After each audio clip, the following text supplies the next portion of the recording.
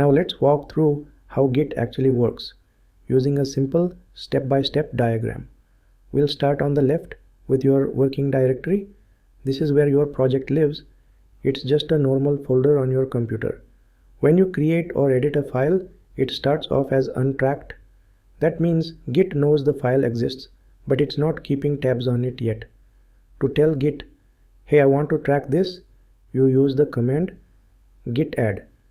This moves the file from the working directory to the staging area. The staging area is like a prep zone.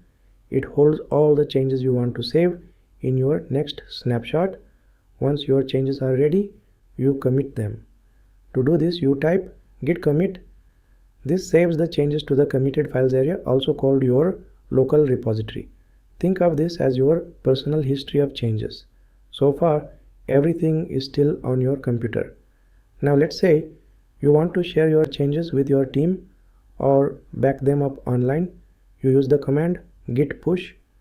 This takes your committed changes and sends them to the remote repository, which is usually hosted on GitHub, GitLab, or something similar.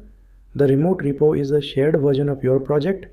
Everyone on your team can pull from it and push to it. To bring down changes made by others, you can use git fetch, which downloads changes but doesn't apply them yet. Or you can use git pull, which fetches and then automatically updates your local files.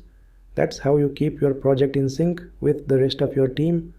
Sometimes you want to go back to a previous version of your code or switch to a different branch. To do that, you use the command git checkout. This lets you move between different versions of your project. If you've been working in a feature branch and want to bring those changes into your main project, you can use git merge. That's the core Git workflow. Simple, powerful, and incredibly useful. Thanks for watching, and I'll see you in the next video.